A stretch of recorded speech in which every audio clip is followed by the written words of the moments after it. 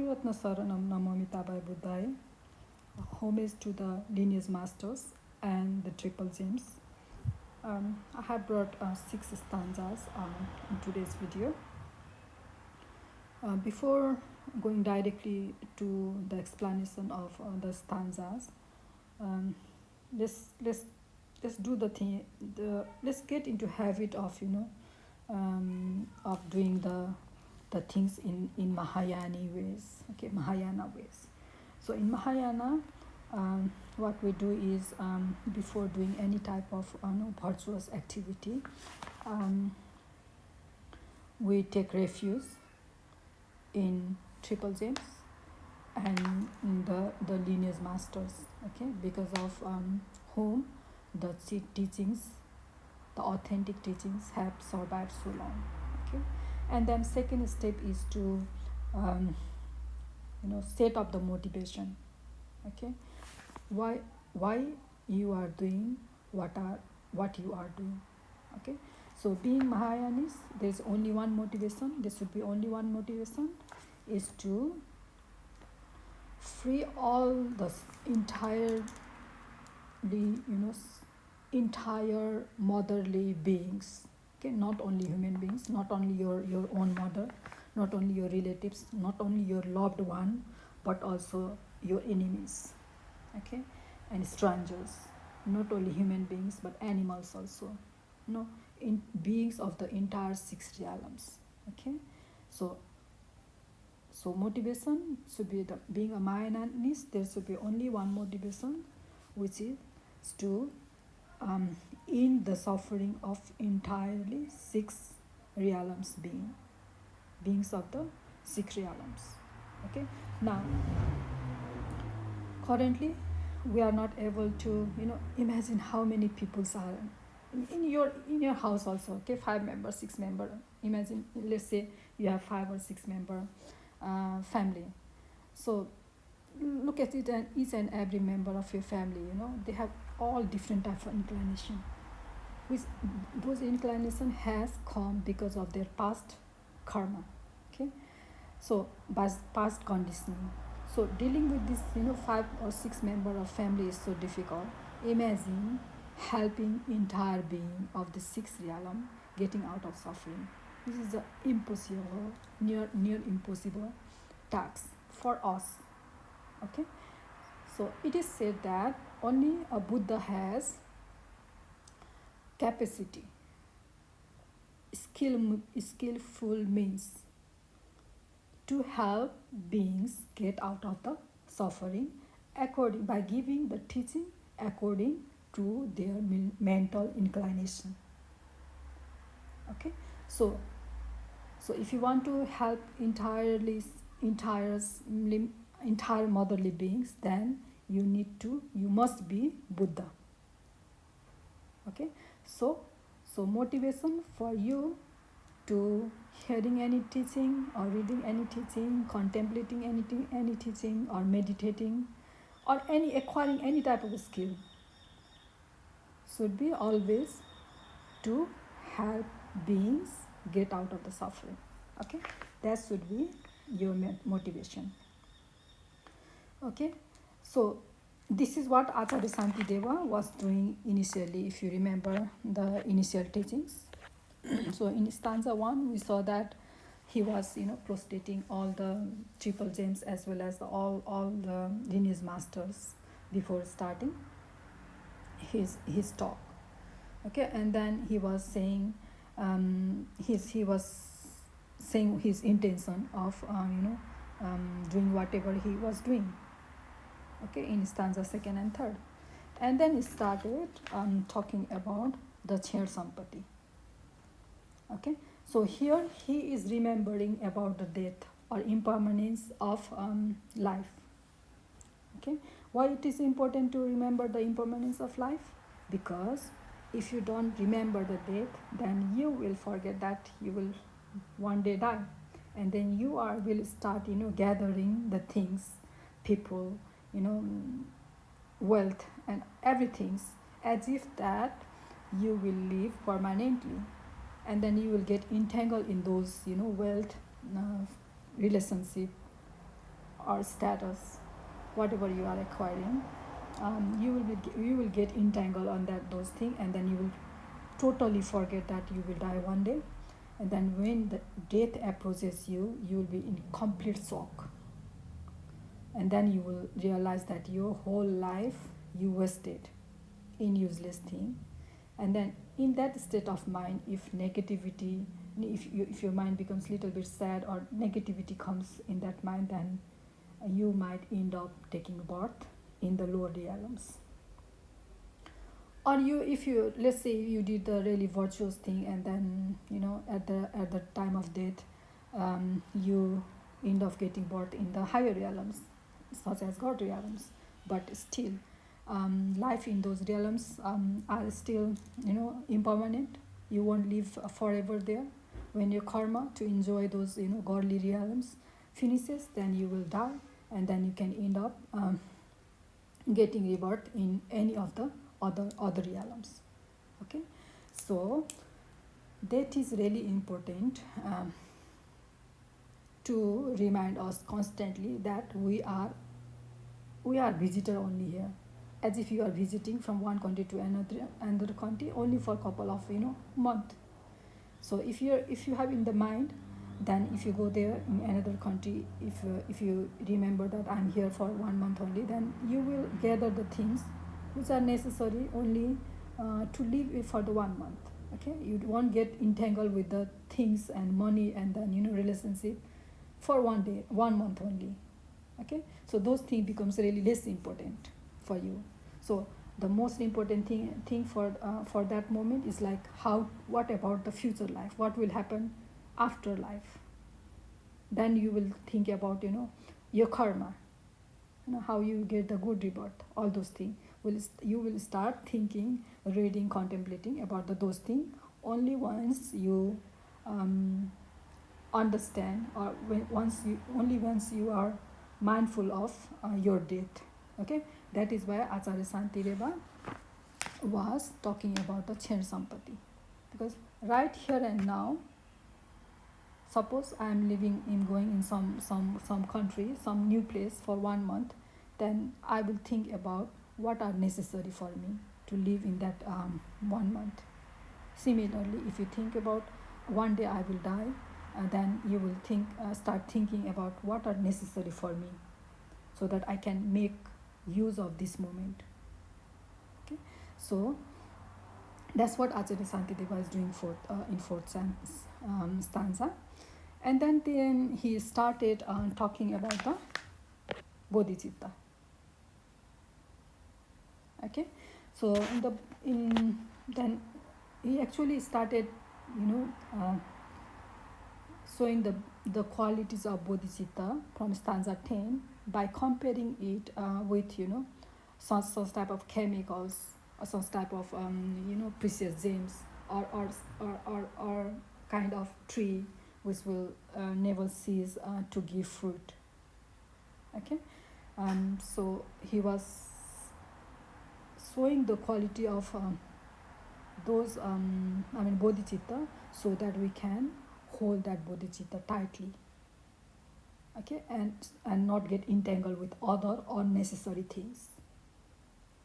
And in stanza 13 we saw that if you have backing of very strong, powerful person, then you can pass any type of difficult hurdle very, very smoothly. In the same way, if you have bodhicitta, then you can pass any type of suffering, which you did the cause of which you have generated in the past. You can pass any type of suffering very smoothly if you generate bodhicitta. Similarly, when it is said that it is believed in Buddhism that when at the end of the world, there will be there will be fire, great fire, where everything will be burned, and not even a ash will be found in that fire. Similarly, if you have generated bodhicitta, no matter how heinous type of non-virtuous deeds you did in past, the seed of those non-virtuous deed will be burnt the fire burning, like a great fire burning at the end of the world. Okay, not even you can't even find s of that seed.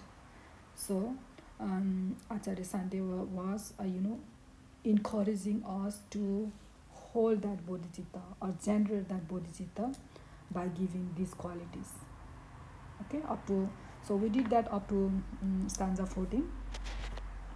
So from stanza 15 he's starting to talk about type of bodhicitta, and then he's differentiating differentiating those two types. I mean, there are in stanza 15 he said that there are two types of bodhicitta.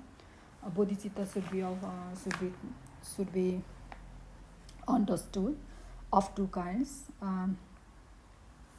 That's what he said in stanza 15. Okay. One is the pranidhi means the aspiring. Okay, so bodhi pranidhi citta, I have translated it as a aspiring bodhicitta, and the another prasthan citta, bodhi prasthan citta, I have translated as the active bodhicitta.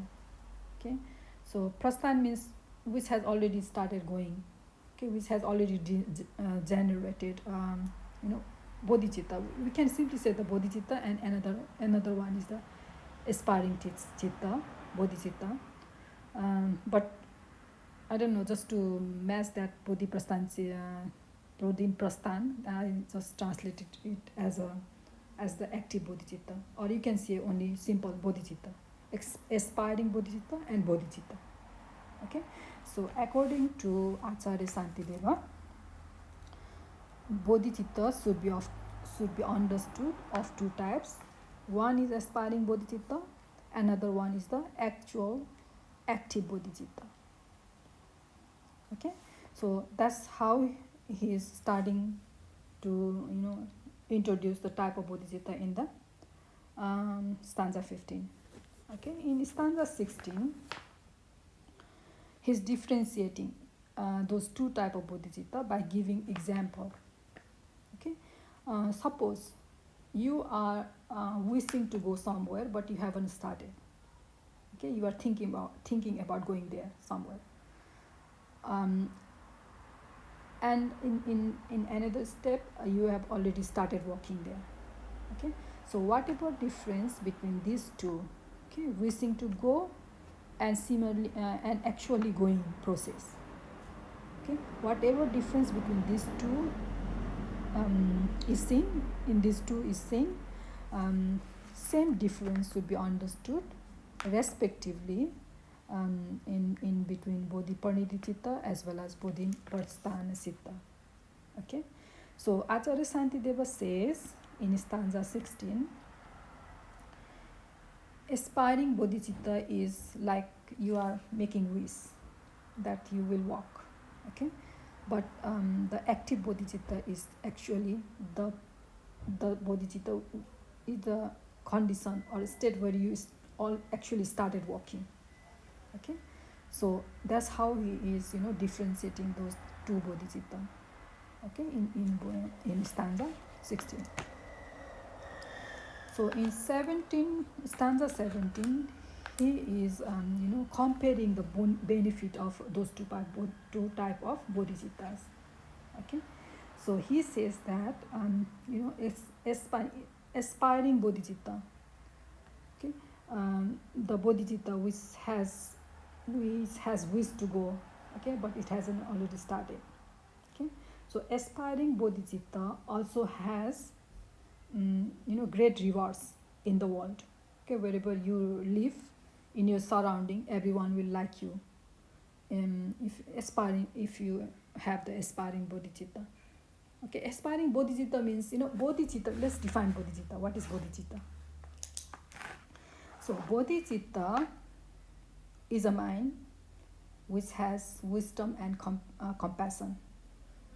Okay, so remember these two words, wisdom and compassion. We all know what is compassion. Kindness, compassion. Okay, wishing for everyone happy, wishing everyone free of suffering. Okay, those are the compassion. Okay, and the wisdom is the mind which realizes wisdom part is like impermanence, suffering, non-self, and emptiness. Okay, this part, these four things comprises the wisdom. Okay, any mind which realizes everything is impermanent, everything that depends on upon causes and condition is impermanent. Okay, holding on the impermanent thing is suffering, and there is no permanent self within us, and everything within us as well as our experience are empty of inherent existence. Okay, these four, any mind which realizes these four things is called wisdom. Okay, and then we all know compassion. Okay, any mind which doesn't hurt other people, which is not aggressive, which doesn't hurt anyone physically, verbally, and mentally, or which doesn't do 10 heinous, what you call 10 non-virtuous deeds, which doesn't do 10 non-virtuous deeds, is called compassionate mind. Okay, so combination of these two, wisdom plus compassion, becomes the bodhicitta. Okay, now bodhicitta is of two types. Okay, one is, okay, so remember this wisdom and compassion, and the mind which has these two. So remember that mind. Okay, now this mind has realized wisdom and compassion non-dually and non-conceptually. So there are four terms here: wisdom, compassion, non-dual, non-conceptual, and realization. Okay, so any mind which has realized it has realized wisdom and compassion non-dually and non-conceptually is called bodhicitta, or we can call the bodhicitta as an active bodhicitta. Any mind which has realized wisdom and compassion non-dually and non-conceptually is called active bodhicitta. Okay, which Acharya Santideva says as a bodhi prasthana citta, which I have translated as a active bodhicitta. So active bodhicitta is the mind which has realized. What it has realized? It has realized wisdom, that anything that depends upon causes and condition is impermanent. Anything, if you hold on or cling on into impermanent thing, leads to suffering. There is no self within us, and there is anything within us as well as surrounding or our experience is empty of inherent existence. So this wisdom, any mind which has realized these four wisdoms, as well as any mind which doesn't do 10 type of non-virtuous things. Okay, so the mind which has realized wisdom and compassion non-dually, non-conceptually is called active bodhicitta. Okay, and this bodhicitta is generated by meditating. Okay, so through meditation only you will realize a mind that has wisdom and compassion non-dual state and non-conceptual stage. Okay, so so meditation, let's discuss about it. So what do you meditate on?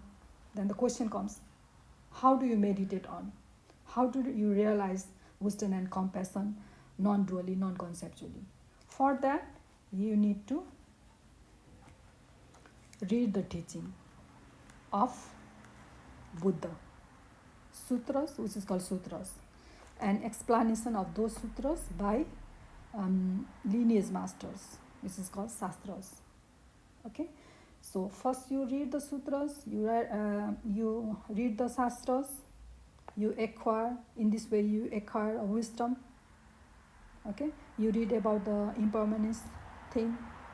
Okay, you read what are causes and conditions, you read about things. You read about the 10 non-virtuous thing. You read about the causes and conditions. Okay, you read about the non-self, you read about the emptiness, so you do all the readings and then you acquire the wisdom through reading and hearing the teachings. Okay, and then you take your wisdom acquired through this reading and hearing the teaching to next level, which is called contemplation. So if you don't contemplate, your hearing and reading will be like watching the movie.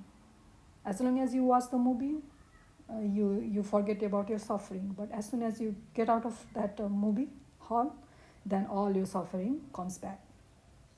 Okay, so you need to always take the wisdom to the second level, where you do the contemplation of those teachings, whatever you read. And then in the third step, then you meditate on what you contemplate, and the wisdom arises there through meditation, non-dually and non-conceptually. Okay, then your mind become the actually realize it, and it is called the active bodhicitta. Okay, before that it's just the aspiring bodhicitta. Okay, or you call pranidhi bodhicitta. You are aspiring to generate that active bodhicitta. Therefore that you are doing the reading, for that you are doing contemplation, for that you are trying to acquire the meditative absorption state, which are called samadhi. Okay, so that your mind is generated, wisdom and compassion is generated non-dually and non-conceptually. So all the homeworks you do until you generate actual bodhicitta, until you realize this compassion and wisdom non-dually, is called aspiring bodhicitta. Okay, so this aspiring chitta, although it hasn't generated bodhicitta actually, but if anyone is, if you are surrounded with this type of people, you will they are also they radiate the calmness. Okay, and you feel peaceful around them. So this peace will generate a great rewards. Okay, that's what in this world. Okay, everyone will like who doesn't hurt other people. Okay, so aspiring bodhicitta, who has the aspiring bodhicitta, they won't hurt other people, so that will lead to the acquiring of the great rewards. Okay, that's what Acharya Shantideva is doing, saying in stanza 17. But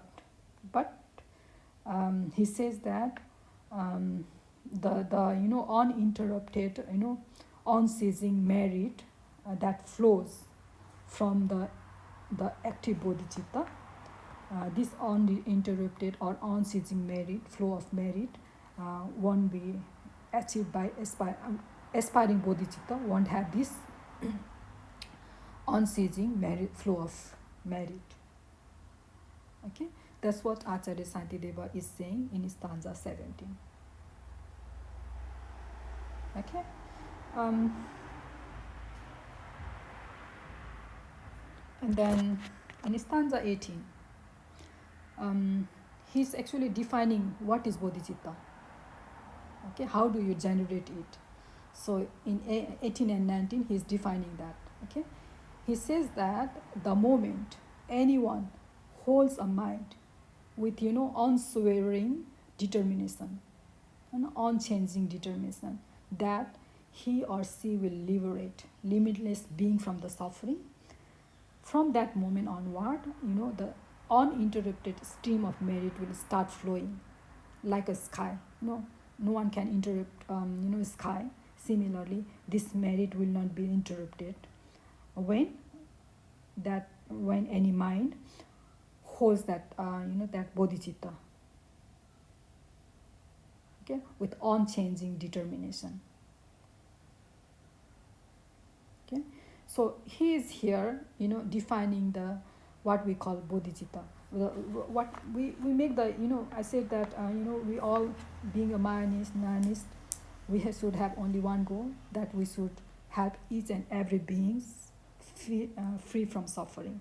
Okay, that exact same thing Acharya Shantideva is saying in 18 to 19.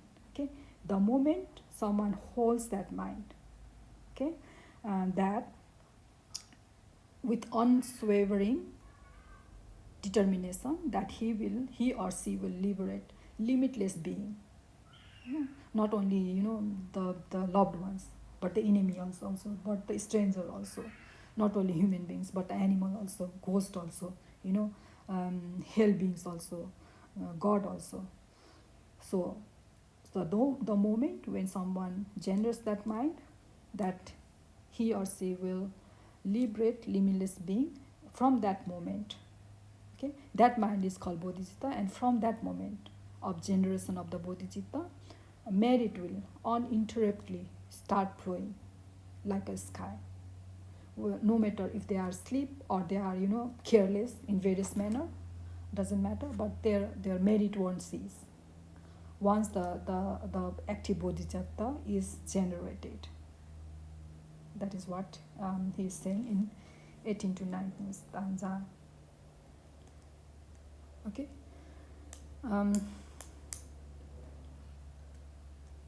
So active bodhicitta is the bodhicitta which has already realized wisdom and compassion, non-conceptually and non-dually. That means that they have the main root of our suffering is this belief that I really exist, and my experience or outer world really exist. Okay, when someone realizes that I do not exist, and my experience or outer world doesn't exist inherently, or in other words, empty of inherent existence, then that mind is called bodhicitta. Okay, when someone realizes that, and this realization should be non-conceptual and non-dual. Okay, so when someone realizes that I don't exist, as well as my experiences or outer world doesn't exist inherently, whatever is happening is dependent on mutually dependent on each other. When they realize this thing, non-conceptual, non-dually, then that mind is active bodhicitta. And this bodhicitta, when the moment it is generated, there will be uninterrupted stream of merits will start flowing like a sky, even though that person is sleeping or careless or excited in various manner. That's what Acharya Santideva is saying in 18 and stanza 18 and 19. Okay, so now in 20 is the important part. Okay, this also shows what is the Mahayana or Buddhist way. Whenever Buddhist lineage master or authentic master talks about something, then they should give the reference from where he took it. Okay, the reference of the sutra or reference of the shastra.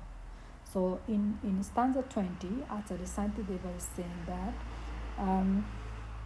this has been, whatever we said, bodhicitta, panidi bodhicitta, uninterrupted stream of merit start flowing. He talked about those things in stanza 19. So he says that this has been said by Buddha himself. And he's saying, he's quoting the sutra, which is called as the Sutra of Question of Subahu. Okay, for those beings who are inclined toward the self-liberation. Okay, so he is quoting this sutra. So this sutra is like it's a question asked by Subahu, and Buddha gave reply to him. The question was like, Subahu was a bodhisattva who asked Buddha that how should we practice in order to become Buddha. Okay, so and then Buddha replied to this question, and the Buddha talked about the 6 paramitas, far-reaching practices in the response of this question. So it's really a nice sutra. You can find, if you Google the sutras of the question of Subahu, then you'll find that the 84,000 who are translating all the Tibetan sutras from all the Tibetan sutras. No, all the Tibetan sutras were translated from original Sanskrit sutra. Okay, And then now this group are translating this there are so many sutras which has disappeared. Original Sanskrit sutra has disappeared, but these groups are translating the sutras written in Tibetan language to English. Okay, so this group is called 84,000. So if you Google this, then you will find this sutra. It's really a beautiful sutra where you will find Buddha talking about 6 paramitas. And looks like Acharya Santideva created this book by taking reference to this sutra also. Okay, so in that sutra, we see that Buddha is saying that if you have mental inclination to our own liberation only, then if you want to be Buddha, then you have to encompass all the living beings and perfect 6 type of practices. Okay, 6 far-reaching practices. Okay, so generosity, patience, enthusiasm, meditative exertion, wisdom. Okay, and there are other things also, mindfulness, all those things you have to practice and perfect those things in order to help in order to become Buddha. And you should encompass entirely entire living beings in order to acquire that merit. Okay, in order to become Buddha, you should have wisdom and merit, or wisdom and compassion. So compassion is developed by through the 5 far-reaching practices of meditative adoration and generosity and those kind of things. So in order to acquire that wisdom, compassion, you have to do those 5 practices, and then plus in order to develop the wisdom, you have to do the practice of wisdom, of getting in habit of seeing impermanence, non-self, suffering, emptiness, all those things. And then when these two combine non-dually and non-conceptually, you become Buddha. Okay, you generate the bodhicitta, active bodhicitta, and that bodhicitta has unceasing stream of merits. Okay, that's what Acharya Santideva is saying in these 6 stanzas. Sorry, in these 6 stanzas. Okay, I think I said everything. Always remember that there should be 3 level of wisdom. There are 3 processes of generating wisdom. If you want to change your habit, if you want to change the conditioning of your mind and experience the world differently, the way enlightened beings experience, then you should first start from the reading and writing. That is called the wisdom developed through reading and listening. Then you should take that wisdom to the 2nd level of contemplation, and then you have to meditate, so that wisdom arises spontaneously, non-conceptually. So these words, key words here are non-dual and non-conceptual, which is a key word for the active bodhicitta. Okay, if you don't have wisdom in non-dual way, and wisdom and compassion in non-dual and non-conceptual way, then it is also still a aspiring bodhicitta. Okay, you haven't become the Arya. You still are ordinary being, which is under the influence of causes and conditions. Okay, you are still trapped in the suffering realms, and you still are not able to help all the beings. And in order to help all the beings, you need to be Buddha. For that, you need to generate bodhicitta non-conceptual. Okay, that is the topic of today's teaching. Okay, let's dedicate our teaching. Always remember, first take refuge in Buddha, triple gems and Guru, and clarify or set of your motivation, which is to develop the bodhicitta, so that we can help all the beings get out of the suffering world. And then dedicate your merit, whatever you merit generated through doing this virtual dish of reading, listening, me talking and creating this lecture. So whatever merit we collectively generated, may that be to that merit. May all beings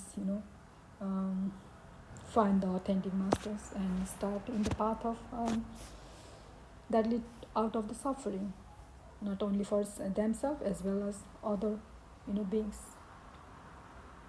Okay, that's all for today. I will come with other stanzas also next time. Until then, keep safe. Bhavatu Sarva Mangalam.